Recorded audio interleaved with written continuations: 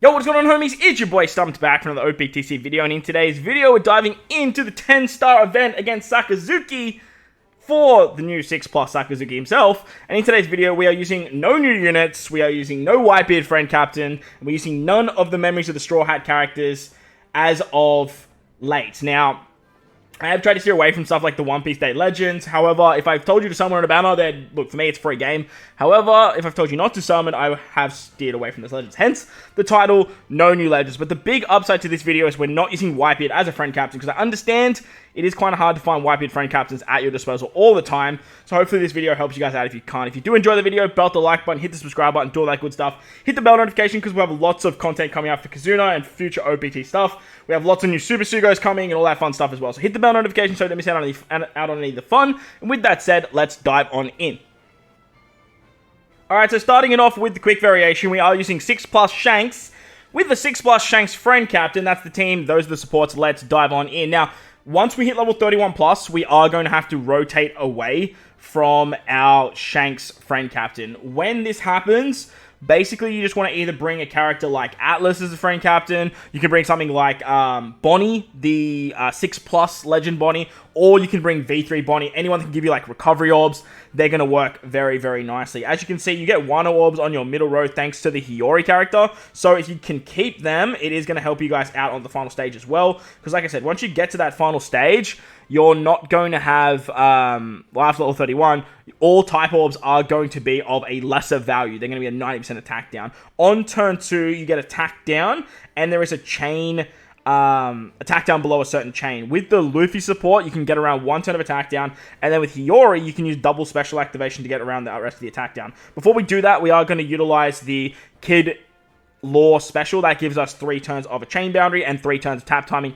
and 3 turns of end of turn damage, because on the final stage, after level 31, there is resilience as well. We are going to use the Hiyori special once. We are going to use the Hiyori special twice. That is going to give us a chain boost and an attack boost. As you can see, double Shanks extends that. But if you're only using one Shanks, it won't. You'll only have it for what, 2 turns, I believe. Yeah, 2 turns. So you can easily take out that stage with all of our units except for the Wano Orb characters. So look, this team might work actually later down the line. If you use the Shanks on that turn as well, you're going to do even more damage.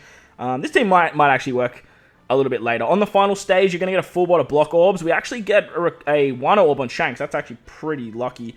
To get around the paralysis with this team, we're actually going to use Shanks himself. He's going to remove the paralysis. He's going to give us base stats, full bot of orbs, all that fun stuff. To get around the defensive effects of damage reduction, threshold, and defense up, we have the Brook special. And then we're going to finish it off with the Robin Koala special. Robin Koala are going to remove the barrier, and they give us an orb buff as well. Now, powerhouse characters are hitting harder. Downside to this team is we don't have any powerhouse characters, which is a little bit of a shame, but don't stress. You do have quite a bit of damage here, and it should cover you at least until level 31, maybe a little bit beyond that. On to the next fight.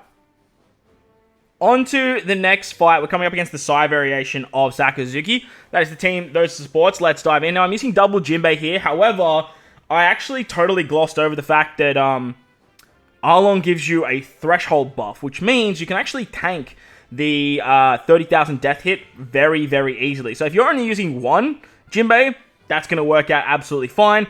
If you don't have Jinbei, then you can replace Jinbei with another character that just does damage reduction removal. That's the big reason he's here. The new Kaido is a great option, or you could use something like 10th anniversary Shanks. He's going to be a very good option as well. But remember, powerhouse characters are going to do more damage, and this whole team is powerhouse centric, so it's going to work in your favor just a little bit. Now, on turn 2, you are going to get special minded on the right hand column, special reversed on the left hand column. On top of that, you get paralysis as well. So if you use the Moria special here, that's actually going to give you the cooldowns and give you 5 turns of a orb buff. On the final stage, you can't use an orb buff, so using Moria here is actually really, really fun. We're going to use one of the Jinbei specials here.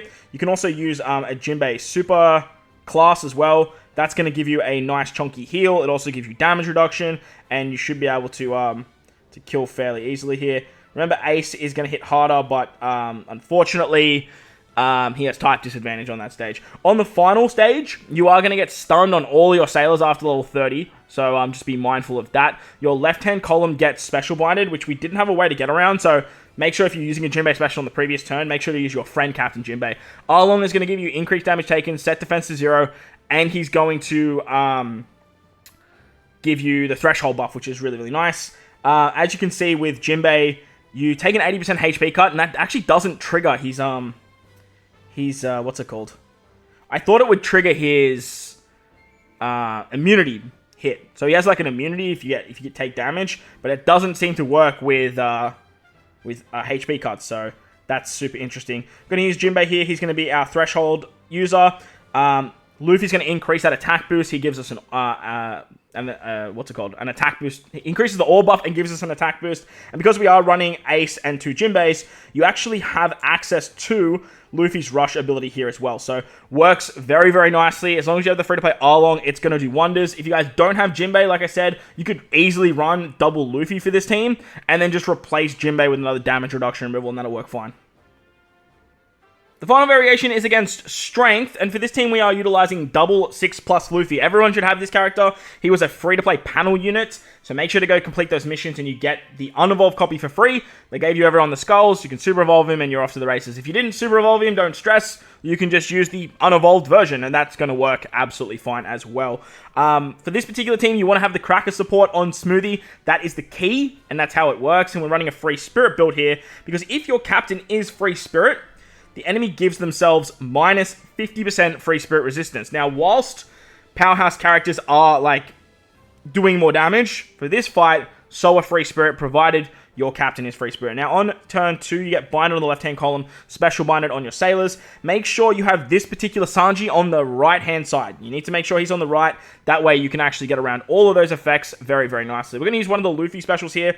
That gives us a full board of tandem orbs. As you can see, you also have access to the super tandem, thanks to Sanji and Uzahachi, so that works out really, really nicely. And then on the final stage against Sakazuki, you can get around all of his nasty debuffs thanks to Smoothie and Law. Smoothie is gonna rotate all of the orbs, because you either get poison orbs or paralysis orbs later.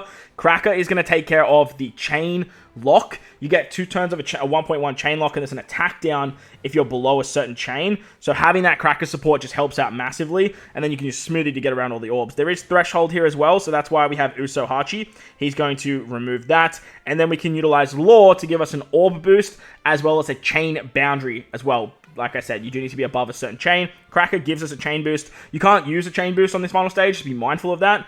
Otherwise, there is an interrupt. And as you can see, actually, we don't even have the EX of Luffy. That's hilarious to me. That's actually so funny. But there you guys go. That is the no new unit, no Whitebeard friend captain teams. Getting it done at least until level 30. Like, you should easily be able to get to level 30 with these teams, and a little bit beyond. But hopefully it's enough to get your hands on the Sakazuki skulls, the Hiyori skulls, and all that fun stuff too. But if you enjoyed the video, belt the like button, hit the subscribe button, do all that good stuff. Most importantly, wherever you guys are in this beautiful world, please remember to enjoy the rest of your day. As always, homies, thank you all for watching, and I will catch you all in the next one. Later!